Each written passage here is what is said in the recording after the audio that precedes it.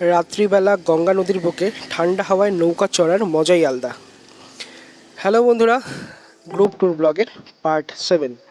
তো বাসে করে আজ আমরা চলে এসেছি নবদ্বীপে। তো বাসের কন্ডাক্টর কাকু আমাদের ঠিক করে দিয়েছিল একটা টোটো, আর এই টোটো দাদাটাও খুব ভালো ছিল।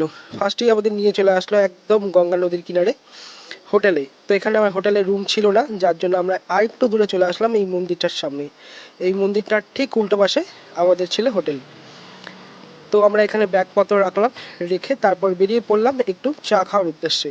আর গঙ্গা নদীর ঘাটটা যে দেখে আসলাম, সেখানেও একটু যাবো ঠান্ডা ঠান্ডা হাওয়া খেতে। তো সবাই মিলে আমরা বেরিয়ে পড়েছি। আর আমাদের যেখানে হোটেল ছিল তার পাশেই ছিল গঙ্গা নদী। এখান থেকে নৌকা চলাচল করে না, কিন্তু গঙ্গা নদীর থেকে সবাই জল নিচ্ছে, স্নান করছে। তো আমরাও দেখতে চলে আসলাম এখানে। তো এখানেও রয়েছে একটা সুন্দর মন্দির। মন্দিরের দরজা যদিও বন্ধ ছিল।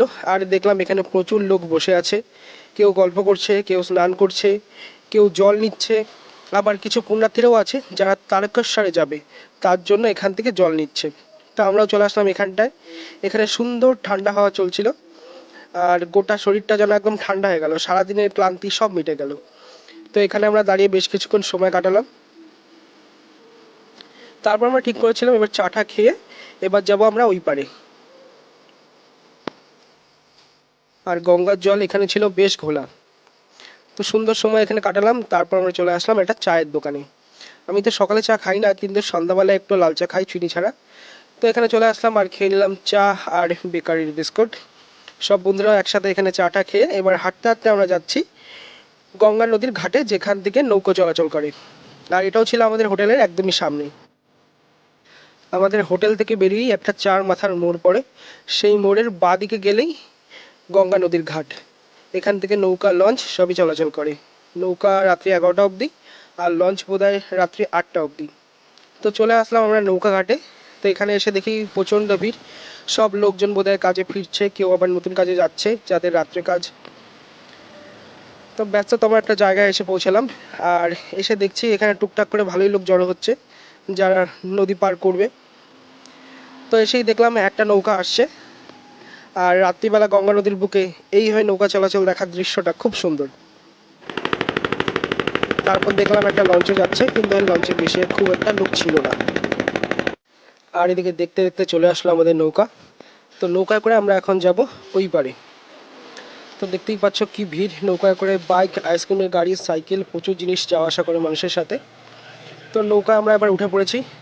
ফার্স্টে ভেবেছিলাম আমরা মায়াপুরে যাব, কিন্তু নৌকায় ওঠার পর জানতে পারলাম এটা মায়াপুর যাচ্ছে না, অন্য কোনো একটা ঘাটে যাচ্ছে। তো কজন বন্ধু বললো চল নেমে পড়ে, আলাদা দরকার নেই, চল নৌকা চললেই হলো, এই পারে তো আবার ফিরবে, তাহলেই হবে।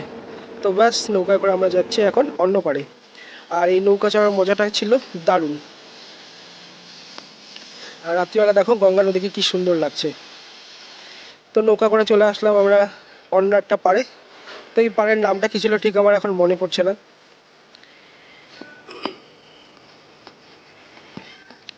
আর দেখতেই পাচ্ছ কি ভিড়। রাত্রি 8:30, 9টার মতন বোধহয় বাজে। এই সময় বেশ জমজমাট জায়গাটা। তো চলে আসলাম আমরা নদীর অন্য পারে। এখানে এসে একটু ঘুরছিলাম যে কি কি আছে, এগুলো একটু দেখছিলাম। তো এসে দেখলাম একটা মা কালীর মন্দির।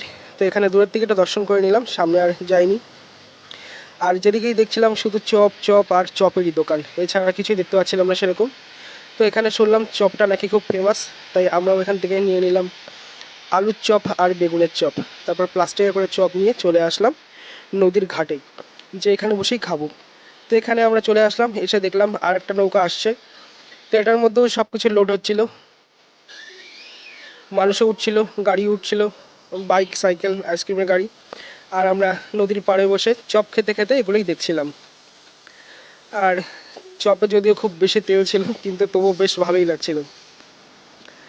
চপ নর্মালি সেরকম একটা খাওয়া হয় না, কিন্তু এখানে যাই খাচ্ছিলাম তাই হজম হয়ে যাচ্ছিল, কোনো কিছুতেই গ্যাস হচ্ছিল না। তো নৌকার ঘাটে দাঁড়িয়ে আলু আর বেগুনের চপ নিলাম খেয়ে। তারপর এখন আমরা যাব বাড়ির দিকে। তো উঠে পড়েছি নৌকায়। এখন নৌকায় করে যাব আমরা আমাদের নবদ্বীপে।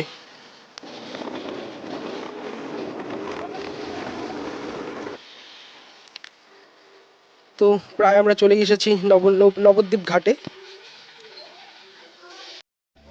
তো এখানে পৌঁছে দেখলাম চারিপাশ বেশ ফাঁকা হয়ে গেছে, আর খাওয়ার জন্য সেরকম কোনো দোকান পাচ্ছিলাম না। রেস্টুরেন্ট রয়েছে সব 4 কিলোমিটার দূরে। তো এখানেই আমরা একটা দোকানে পেয়ে গেলাম ভেজ তড়কা আর রুটি। তো এখান থেকে আমরা অর্ডার করেছিলাম ভেজ তড়কা রুটি, কিন্তু তড়কাটা আমার একদম ভালো লাগেনি, না ঠিকঠাক ঝাল ছিল না ঠিকঠাক নুন। কিন্তু কি আর করবো, এটা দিয়ে ডিনার করলাম আর ব্লগটা এখানেই শেষ করলাম।